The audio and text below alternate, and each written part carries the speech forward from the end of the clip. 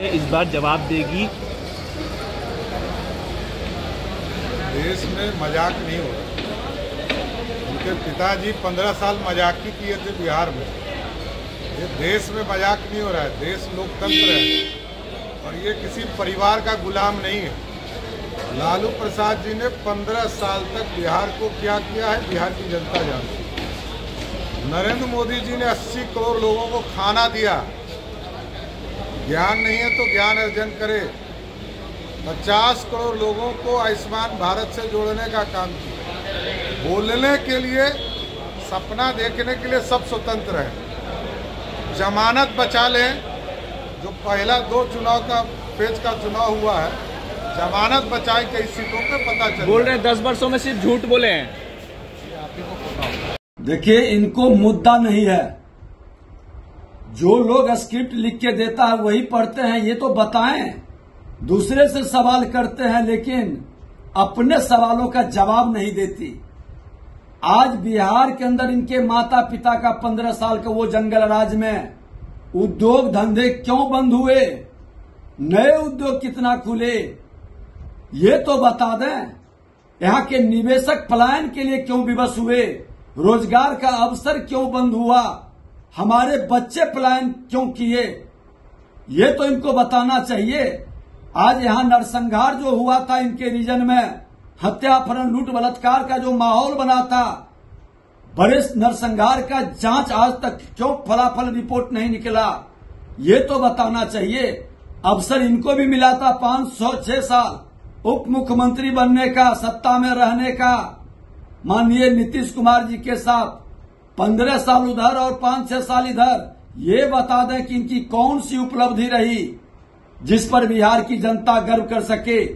ये लोगों को जातीय उन्माद पैदा करने का, अपराधियों के जो जंगल राज का प्रोधा था उसको उम्मीदवार बनाने का, कहीं गोपालगंज में दारू माफिया को उम्मीदवार बनाएंगे तो कहीं मुंगेर जैसे जगह पर अपराधियों को उम्मीदवार बनाएंगे। पूरे बिहार के अंदर वैशाली हो या दरभंगा, कौन है उम्मीदवार? क्या सही सज्जन लोग, बिहार के अच्छे चरित्र वाले लोग नहीं मिलते हैं? अरे इनकी मानसिकता ये भ्रष्टाचारी और अपराधी मानसिकता है और उसी भाव में बिहार को लालटेन युग में ले जाना चाहते हैं। जवाब दें तेजस्वी यादव जी। लंबी लंबी बातें करने से, अब्बर बोलेपन पिता की तरह करने से बिहार की छवि धूमिल हो रही है। समस्तीपुर में हमको बता दीजिए, गुजरात का एक आदमी आकर यहाँ मजदूरी कर रहा है? कोई केरल तमिलनाडु से आके बिहार में मजदूरी कर रहा है? भाई, गुजरात में गरीब नहीं है, केरल तमिलनाडु में गरीबी नहीं है, वहां पर भी गरीबी है। लेकिन उन लोगों ने इतनी व्यवस्था अपना बना लिया है कि 15,000 रुपया के कमाने के लिए किसी को अपना घर परिवार राज्य छोड़कर नहीं जाना पड़ता है। तो अगर ये व्यवस्था केरल में, गुजरात में, तमिलनाडु में, पंजाब में बना है तो बिहार में काहे नहीं बन सकता है? वहां पर वो लोग कौन अंतरिक्ष का कोई वैज्ञानिक लाकर बनाया है? ये बिल्कुल किया जा सकता है।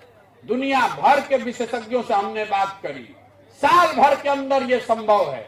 हर पंचायत में अगर आप 500 से 700 नौकरी का, रोजगार का अवसर कर दें तो सारा जितने लोग बाहर गए हैं वो वापस आ सकते हैं।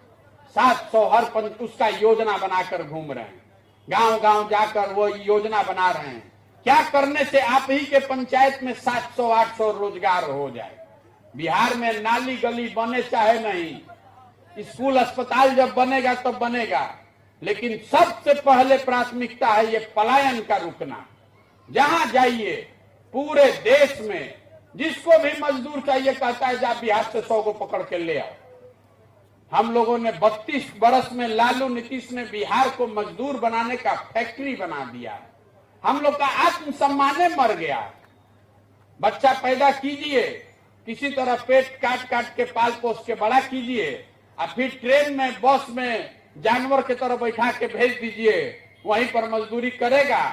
10-12 हजार रुपया में पेट काटेगा, 6,000-8,000 घरे भेजेगा, इसी में जीवन बीत जाएगा। ये बदलने के लिए यहाँ के लोगों को खड़ा होना पड़ेगा। इसीलिए ये प्रयास कर रहे हैं। ठीक लगे तो इससे जुड़िए, और न ठीक लगे तो जिस दल का, जिस नेता का जो झंडा लेकर घूम रहे, घूमते रहिए। हमको उससे कोई फर्क पड़ने वाला है नहीं। लेकिन अगर वो गलती कीजिएगा तो फिर बिहारी कह के जब लोग गाली देता है तो सुनने के लिए तैयार रहिए, क्योंकि हम लोग इसी दुर्दशा में रहने के आदी है। तमिलनाडु में आपको लोग बिहार के मजदूरों को क्यों मारा गया? तमिलनाडु के आदमी को बिहार के आदमी से कोई झगड़ा नहीं, हम तो 2 साल वहां रहे। झगड़ा ये है कि तमिलनाडु में मजदूरी है 600 रुपया डेली का, अब बिहार का बेचारा गरीब जाता है वो 400 रुपया में काम करने को तैयार हो जाता है। तो वहां का जो मजदूर गरीब है वो कह रहा है कि सब बिहारी के आने की वजह से हमारा भी रेट कम हो रहा है। तो आज तमिलनाडु में लोग हम लोग को मार रहा है। 5 वर्ष के बाद लिख कर रखिएगा, अगर दशा हम लोग का नहीं सुधरा तो यूपी और मध्य प्रदेश में भी हम लोग को मारा जाएगा। वहां पर भी लोग कहेगा कि बिहारी सबको भगाओ, क्योंकि वो राज्य आगे बढ़ रहे हैं, हम लोग पीछे जा रहे हैं। आप अपना समस्तीपुर देख लीजिए, आपका पेपर मिल बंद, आपका चीनी मिल बंद, आपका जूट मिल नाम के लिए चल रहा है। दूसरे राज्य में नया नया उद्योग लग रहा है, बिहार में जो था वो भी बंद हो गया। इसलिए जगिए, सुधारिए, खाली झंडा लेकर घूमने से नहीं होगा, सबको कंधा लगाना पड़ेगा। अरे तो तुम खुद उतर के आ जाएंगे, छोड़ दो ना, आ जाएंगे। सर सर आ रहे हैं आने दिए, आ जाएंगे। इसी बोलिए आवाज लगा। कल तेजस्वी जी, नीतीश जी कल पंचायत स्तर बूथ स्तर के कार्यकर्ताओं से वर्चुअली संबोधित कर रहे हैं, बात कर रहे हैं चुनाव को लेकर। अब पंचायत स्तर देखिए उनकी पार्टी है, वो जाने। थोड़ा सा कैमरा नीचे। हम लोग बार बार जो है बात करते रहे। हम लोगों ने 5 लाख नौकरियां तो दी, हम लोग 17 महीने रहे, और लगातार जो है हमने कई बार सदन में भी इस बात को कहा था कि लगभग 1 लाख के आसपास मेरे निकलने के बाद पेपर जो लीक है जल्दी आनी चाहिए।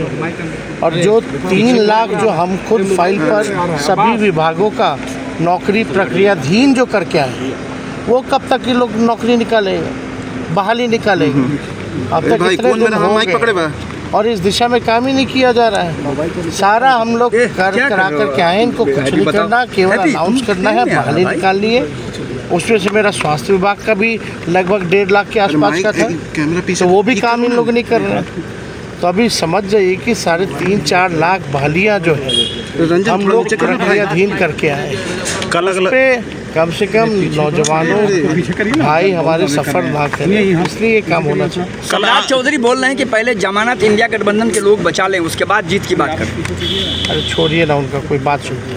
कल आप गए थे वहाँ जहाँ आग लगी की घटना हुई थी, वहाँ पर आप गए थे और कहा जा रहा है कि इसके बाद बात की है कि भाई बहुत भारी नुकसान हुआ है, कई घर जो है जल के राख हो गए हैं और उनके रहने का इंतजाम, खाने का इंतजाम जो है और उनका जो नुकसान हुआ उसकी समीक्षा करके उनको भरपाई होनी चाहिए। विपक्ष कह रहा है कि अभी नजर आ रहे हैं तेजस्वी, इसके बाद तो नजर भी नहीं आएंगे। कौन? बीजेपी वाले कह रहे हैं। पहले कौन था? पहले था कौन? नीचे कहाँ हम लोग यही रहते हैं और कहाँ नजर आएंगे? सवाल पूछते सदन में तो जवाब नहीं होता। ठीक, थैंक यू। रंजन जवाब दे रहा था, बताओ सम्राट के बीच में घुस गए, गजब स्थिति है, ऐसे नहीं होता रंजन ना।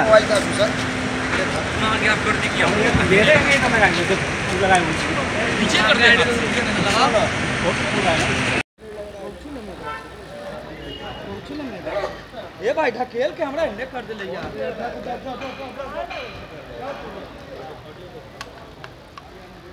सर कौन है यार? पूछो लो। राहुल गांधी ने ये बयान दिया है कि राजा महाराजा का राज चलता था, जिसका यार उतना ऊपर वो लोग उठा दो यार ऊपर हो जाए। बीजेपी का आईटी सेल के अध्यक्ष वो कह रहे हैं कि राजपथ का आह्वान किया है, माफी मांगे। बताइए, अभी ये तो किसी जाति से जोड़ना सही नहीं ना। अभी जिसके पास ज़्यादा संपत्ति पहले हुआ करता था तो वो सीलिंग एक्ट के तहत लोगों को ले लिया गया था, और ताकि सभी लोगों को वो बराबर का हिस्सेदारी हो। तो इसमें हर्ज क्या है? मतलब गरीब को मिले और किसी के पास ज़्यादा चीज़ है तो उसे ले रहा है, उसमें कोई जाति तो देख के लिया नहीं गया था। किसी भी पर्टिकुलर एक जात को संपत्ति को लिया गया था। उसमें हर जाति धर्म के लोगों को, हिंदू, मुस्लिम, सिख, ईसाई, जितने भी जाति धर्म के था, जिनके पास भी था, उनसे लिया गया। और भविष्य में भी अगर ऐसी पॉलिसी बने जिनके पास अधिक संपत्ति हो और सभी जाति धर्म में से किसका भी अगर ज़्यादा है तो उसका अगर कुछ ऐसा पॉलिसी बने तो उसमें हर्ज क्या है? गरीब के लिए, देश के लिए, सब लोग तो हम लोग देश में ही हैं। कोई लेके जाएगा क्या मरने के बाद? सब तो इसी जगह रहना है। और हमारे पास अगर ज़्यादा है, अगर हम गरीब लोगों को किसी को अगर उपयोग आ सकता है तो अच्छी बात है। तो इसलिए ये सब इतना बहस करने की बात है। बीजेपी के पास कोई मुद्दा नहीं है, फालतू चीज़ की बहस करेंगे। बीजेपी जो उनको काम करना चाहिए, जो बोलना चाहिए उस पर वो तो बिल्कुल ही बात नहीं कर रहे, खुद ही वो पीछे हट जा रहे हैं। अब वो बोले मंगलसूत्र पे बताइए, जब 2014 में 25,000 27,000 का रेट था, अभी 75,000 का रेट है। खुद मोदी जी के शासनकाल में सोना का इतना महंगा कर दिया कि हर एक आम आदमी को सोना से बहुत दूर कर दिया गया। तो ये सारे चीज़ें हैं। बीजेपी के पास कोई मुद्दा नहीं है। जो उन्होंने 10 साल में वादा किया वो पूरा किया कि नहीं किया, उन पे उनको जवाब देना चाहिए, उन पे बात करना चाहिए। और फालतू चीज़ बोल रहे हैं, इस पर क्या जवाब देना? लेकिन बीजेपी के लोग कह रहे हैं सर कि आप लोग के पास कोई मुद्दा नहीं है और तो हम तो लिखा हुआ ही बयान देते हैं। हमारे पास जो भी मुद्दा है हम जनता के बीच में रख रहे हैं। जनता को अभी सोचना है कि हमारे पास मुद्दा क्या है और भाजपा क्या की वो जनता के पास भी करना है। धन्यवाद। न शिक्षा, न चिकित्सा, न निवेश, न बिहार के स्पेशल राज्य के दर्जे के बारे में, न इंडस्ट्री के बारे में, न अर्थव्यवस्था के बारे में कोई बात नहीं करता। खाली ये लोग इत्मीनान से देखता है कि कहाँ विपक्ष का सरकार है उसको गिराओ, ईडी सीबीआई लगा दो, या तो आप लालच से खरीद लीजिए, विधायक लोग खरीद, और कोई काम ये लोग नहीं किए। आप बताइए 3 साल में आप लोग बिहार में कौन सा काम देखे? केवल 17 महीने का काम आप लोगों ने देखा होगा। 17 महीने का, 17 साल में जो काम नहीं हुआ वो हम लोगों ने 17 महीने में करके दिखा। 20 में हमने बोला था कि 10 लाख लोगों को सरकारी नौकरी दो। उस समय चाचा बोलते थे कहां से लाएगा पैसा, अपने बाप के पास से ला करके वेतन बांटेगा, असंभव है। लेकिन जब हमारे साथ हमारे चाचा थे तो उन्हीं के हाथों पट्टा के गांधी मैदान में 5 लाख लोगों को नियुक्ति पत्र हमने बंटवाने का काम किया और 3 लाख का और व्यवस्था हमने कर दिया जो कि निकालना था। लेकिन तेजस्वी के जाते 3 लाख बहाली नहीं निकला बल्कि पेपरें लीक हो गए। क्या स्थिति बनी है? हम लोगों ने वादा किया था मानदेय को बढ़ाएंगे, तालमी मरकज हो, विकास मित्र हो, टोला सेवक हो, उनके मानदेय को भी आंगनबाड़ी सबके दुगुना हम लोगों ने किया। यही नहीं, हम लोगों ने क्या कहा था कि जितना नियोजित शिक्षक है 4.5 लाख उसको राजकीय कर्मी का दर्जा दें। हम लोगों ने 4.5 लाख नियोजित शिक्षकों को राजकीय कर्मी का दर्जा भी दिया। आईटी पॉलिसी बनाई, टूरिज्म पॉलिसी बनाई, स्पोर्ट्स पॉलिसी बनाई, खेलने वाला लड़का जो मेडल लाया उसको भी हम लोगों ने नौकरी दी। तो ऐसा नीति हम लोगों ने बनाया। बिहार के निवेश के लिए 50,000 करोड़ का पहली बार बिहार के इतिहास में हम लोगों ने निवेशकों से, बाहर के बड़े बड़े निवेशकों से हम लोगों ने एग्रीमेंट साइन करवाया कि वो 50,000 करोड़ बिहार में निवेश करेगा। ये काम हम लोग कर रहे थे। हम लोगों ने जाति आधारित गणना कराई, हम लोगों ने आरक्षण की सीमा को 75% हम लोगों ने किया। तो सारा काम कर रहे थे, इतने में चाचा जी पलट गए। अब पलटे लेकिन हम लोगों ने काम किया, करके दिखाया। हम लोग कोई मोदी जी का बात यहाँ कर दे नहीं आए। कोई मोदी जी से मेरा दुश्मनी थोड़ी है, तो न जमीन न जायदाद का दुश्मनी है। ये हमारा वैचारिक लड़ाई। हम लोग चाहते हैं कलम बांटना, वो लोग चाहते हैं तलवार बांटना। यही अंतर है। अब बताओ नौजवान कितने लोग यहाँ बेरोजगार हो? जरा हाथ उठा के बताइए। असल मुद्दा बेरोजगारी है कि नहीं है? असल मुद्दा गरीबी है कि नहीं है? असल मुद्दा आपका शिक्षा चिकित्सा है कि नहीं है? महंगाई है कि नहीं है? तो हम लोग काम करना चाहते हैं, कलम बांटना चाहते हैं। अभी नौकरी ढूंढ रहा होगा सब, जो पहले रेलवे में नौकरी मिलता था सब खा गया, सब काम खत्म कर दिया सब। बताओ 7-8 साल में कौन सा रेलवे का बड़ा बहाली आया? सब कुछ निजीकरण कर दिया गया। रेल बेच दिया, सेल बेच दिया, भेल बेच दिया, LIC बेच दिया, जहाज बेच दिया, पोर्ट बेच दिया, एयरपोर्ट बेच दिया। क्या बचा देश में? कुछ नहीं बचा। जहां जहां नौकरी मिलता है वहां को खत्म कर दिया। सारे संस्थाओं को निजीकरण कर दिया गया। आज स्थिति बहुत दयनीय है। इसलिए आज हम लोग कलम बांट रहे हैं, वो लोग तलवार बांट रहे हैं। कलम बांटने वाले के घर में नौकरी आएगा, खुशहाली आएगा, जिसका शादी नहीं हुआ उसका शादी हो जाएगा, फिर बाबू आ जाएगा, सब कुछ हो जाएगा, घर में सब कुछ खुश। तलवार बांटने के साथ जो उठाने वाले हैं उनके साथ क्या होगा? जेल जाएंगे, मुकदमा होगा, थाना में चढ़ाइएगा, वकील साहब कीजिएगा बेल के लिए। यही स्थिति है, सब लोग परेशान रहेंगे। तो इसलिए हम सब लोग आपके बीच में आए। ज्यादा कुछ हम नहीं बोलना चाहता, लेकिन बीजेपी बड़का झूठा पार्टी है। मोदी जी हलवा के आपको गोबर के हलवा बना देते हैं, इतना झूठ बोलते हैं। पहला झूठ। या दिल पे हाथ रख के बताइए कि मोदी जी आपके जीवन में क्या परिवर्तन लाए? कोई परिवर्तन नहीं लाए। बोलता है कि अनाज दिए 5 किलो अनाज दिए। अरे पूरे 5 किलो अनाज मोदी जी की समय से है, तो कांग्रेस के जमाने से मिल रहा है। कांग्रेस के जमाने में फूड सिक्योरिटी बिल आया था, उस समय से मिल रहा है। पहले चीनियों मिलता था, तेलों मिलता था, किरासन तेलों मिलता था, अनाजों मिलता था। आज क्या स्थिति? तो हम लोग आएंगे तो 10 किलो अनाज के साथ साथ नौकरियों देने का काम करें। ये काम हम लोगों का होगा। और यही नहीं, आप सब लोगों को बता दें, हम लोगों ने परिवर्तन पत्र लाया है। 24 में 24 जन वचन हम लोग लेके आए।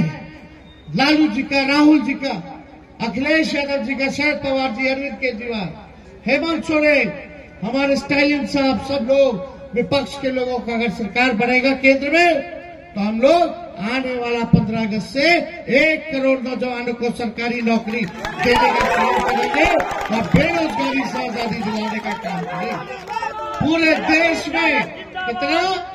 1 करोड़ नौकरी। 30 लाख पद अभी खाली है भारत सरकार में। 70 लाख सृजन हम लोग करने का काम करेंगे। ये काम किया जाएगा। दूसरा काम, जितना गरीब परिवार की हमारी बहनें हैं, उन सभी को आने वाला रक्षाबंधन से, अगर हमारी सरकार बनेगी तो आने वाला रक्षाबंधन से साल में एक बार गरीब बहन के 1 लाख रुपया की मदद हम लोग करने का काम करेंगे। ये सारा काम हम लोग होगा। बताया सीताराम जी ने कि 1400-1200 गैस सिलेंडर हो गया है, तो उसको हम लोग 500 रुपया करने का काम करेंगे। 200 देश में अगर सबसे ज्यादा महंगा बिजली मिलता है तो बिहार में मिलता है। तो 200 यूनिट फ्री में बिजली आप लोगों को